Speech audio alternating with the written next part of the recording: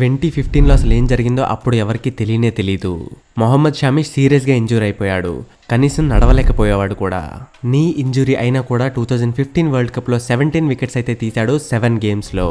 ఆ ఇంజురీ అయితే తనని 18 మంత్స్ పడుకోబెట్టేసింది. 18 మంత్స్ తర్వాత ఎలాగోలా రికవర్ అయ్యి క్రికెట్ గ్రౌండ్ మీదకి వస్తాడు. తర్వాత కొన్ని రోజులు క్రికెట్ ఆడిన తర్వాత స్టార్ట్ అయింది తన లైఫ్లో అన్నిటికంటే డార్కెస్ట్ టైం. తన ఐడెంటిటీ, తన ఇమేజ్, తన పాపులారిటీ అన్నీ పడిపోతున్నాయి. కొన్ని రోజుల ముందు 2015 వరల్డ్ కప్లో తను చేసిన రికార్డు గురించి ఏ న్యూస్ పేపర్లో అయితే వస్తున్నాయో ఇప్పుడు అవే న్యూస్ పేపర్లో తన గురించి బ్యాడ్గా రావడం అయితే స్టార్ట్ అయింది.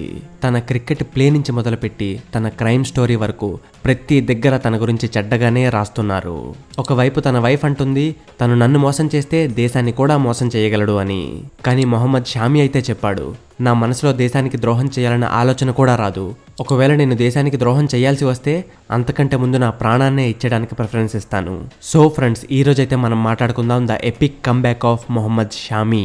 నిజానికి ఆ బ్యాడ్ టైంలో మొహమ్మద్ షమి తన మొత్తం కోల్పోయాడు. ఆ బ్యాడ్ టైం తన మనసుని విరగ్గొట్టేసింది. తను లోపల నుంచి ముక్కలైపోయాడు. ప్రపంచంలో అందరికంటే గొప్ప బౌలర్ అవ్వాలి అనుకున్న తన కళ ఇప్పుడు తనని సూసైడ్ వైపు తీసుకెళ్తుంది. కొన్ని సంవత్సరాల నుంచి ప్రాక్టీస్ చేసిన తన కష్టం కొన్ని రోజుల్లోనే నాశనం అయిపోయింది. జనాల్లో నుంచి, మీడియాలో నుంచి, ప్రతి దగ్గర నుంచి తనకి హేట్నెస్ మాత్రమే వస్తుంది. మొహమ్మద్ షమి వల్ల ఆవిడే తన మీద ఘోరమైన ఆరోపణలు చేసింది. ఎక్స్ట్రా మ్యారిటల్ అఫైర్స్ ఉన్నాయని, నన్ను మోసం చేస్తున్నాడు అని. ఒక పాకిస్తాన్కి సంబంధించిన అమ్మాయిని షమి పిలుస్తాడు, తనతో హోటల్ రూమ్ తీసుకుని బుక్ చేసుకుని వెళ్తాడు అని చెప్పింది షమి వాళ్ళ వైఫ్. ఒకానొక టైంలో అయితే నా దగ్గర ఎవిడెన్స్ కూడా ఉంది అని చెప్తుంది. షమి లైఫ్లో ఆ 2 years తనని కంప్లీట్గా ముక్కలు చేసేశాయి. తనైతే మొత్తం కన్ఫ్యూజన్ స్టేట్లోకి వెళ్ళిపోయాడు. నేను అసలు ఎవరిని, ఏం చేస్తున్నాను, నెక్స్ట్ ఇంకా జీవితంలో ఏం చెయ్యబోతున్నాను అని. తను ఇంట్లోనే 4 గోడల మధ్యలోనే చాలా సమయాన్ని గడిపేవాడు. బయటకి వెళ్ళి ఎవ్వరినీ కలిసేవాడు కాదు, అసలు బయటికే వెళ్ళేవాడు కాదు. తన మైండ్లోకి ఎంత లెవెల్ ఆఫ్ స్ట్రెస్ వచ్చేసిందంటే అసలు క్రికెట్ గురించి ఆలోచించడమే మానేశాడు. ప్రపంచం అంతా కూడా ఇదే అనుకుంది, this is the end of Mohammed Shami. కానీ ప్రపంచం తన మీద తీసుకున్న ఒపీనియన్ తప్పు అని తెలిసింది. The Mohammed Shami was back. Bad time అందరి లైఫ్లో వస్తుంది, కానీ ఇంత బ్యాడ్ టైం మీలో ఎవరైనా చూసారా? తను మధ్యలో చాలాసార్లు రిటైర్మెంట్ తీసుకుందామని కూడా ఆలోచించాడు. మళ్ళీ కొన్నిసార్లు తిరిగి వచ్చి గేమ్ ఆడాలని కూడా ఆలోచించాడు. ఫైనల్లీ తనైతే డెసిషన్ తీసుకున్నాడు. షమి క్రికెట్లోకి తిరిగి వస్తాడు. ప్రపంచం అంతా తప్పు అని ప్రూవ్ చేస్తాడు. దీనికోసం తనైతే చాలా ప్రాక్టీస్ చేశాడు.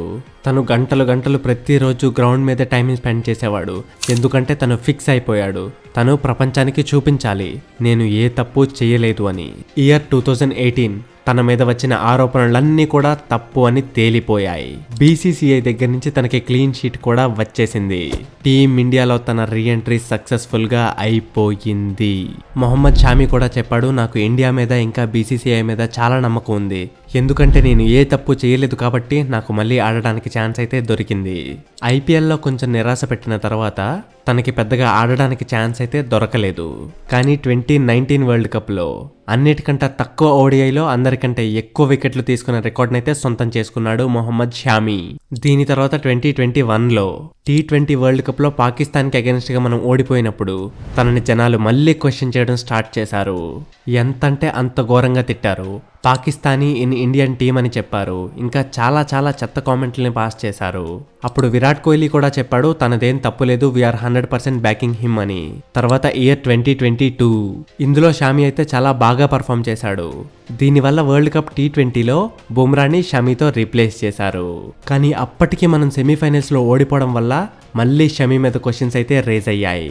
అందుకే సెలెక్టర్స్ కి షమి మీద కొంచెం నమ్మకాలు అయితే పోయాయి. అందుకే టీమ్ ఇండియా అయితే ఇప్పుడు చూస్తుంది మొహమ్మద్ షమి రిప్లేస్మెంట్ కోసం. చాలా మంది కొత్త ఫేసెస్ అయితే చూస్తారు. కానీ వరల్డ్ కప్ 2023 ముందు షమి ఇచ్చిన ఎక్సలెంట్ పర్ఫార్మెన్స్ సెలెక్టర్స్ అయితే ఆలోచించేలా చేసింది మొహమ్మద్ షమి గురించి. దీని తర్వాత ఎప్పుడైతే టీం రిలీజ్ అయిందో అందులో మొహమ్మద్ షమి పేరు ఉంది. వరల్డ్ కప్ 2023 ఫస్ట్ 4 మ్యాచెస్ లో కూడా మొహమ్మద్ షమిని అయితే బయట ఉంచారు. తనకి ప్లేయింగ్ 11లో ప్లేసే రాలేదు. కానీ హార్దిక్ పాండ్యాకి దెబ్బ తగిలింది. ఆ దెబ్బ తగిలిన తర్వాత ఏం జరిగిందో నేను మీకు చెప్పాల్సిన అవసరం లేదనుకుంటా. The rest is history. Shami అన్నిటికంటే ముందు న్యూజిలాండ్కి అగెనిస్ట్గా 54 రన్స్కి 5 వికెట్స్ని తీసేశాడు. దీని తర్వాత ఇంగ్లాండ్కి అగెనిస్ట్గా 22 రన్స్కే 4 వికెట్స్ని తీసేశాడు. దీని తర్వాత శ్రీలంకతో ఏం జరిగింది, ఇదైతే హిస్టరీనే తిరగరాసేసింది.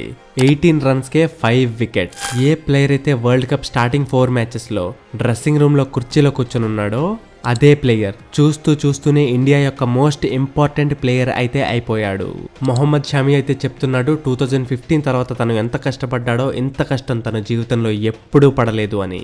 కానీ మెయిన్ థింగ్ అయితే ఒక్కటే, తను ఎప్పుడూ గివ్ అప్ చేయలేదు. మొహమ్మద్ షమి అయితే ఒక్కటే డిసైడ్ అయిపోయాడు, తను అనుకున్న గోల్ వరకు రీచ్ అయినా అవ్వకపోయినా సరే గివ్ అప్ మాత్రం చెయ్యకూడదు అని. ఇలానే ఫ్రెండ్స్, గివ్ అప్ చేయని వాళ్ళు ఎప్పుడూ గెలుస్తూనే ఉంటారు. హోప్ ఫ్రెండ్స్ మీకు ఈ వీడియో నచ్చిందని అనుకుంటున్నాను. వీడియోని ఇక్కడ దాకా చూసినందుకు వీడియోని ఒక లైక్ అయితే చేసేయండి. ఇలాంటి ఇంట్రెస్టింగ్ అండ్ ఇన్ఫర్మేటివ్ వీడియోస్ చూస్తూనే ఉండటానికి మన ఛానల్ని సబ్స్క్రైబ్ అయితే చేసేసుకోండి.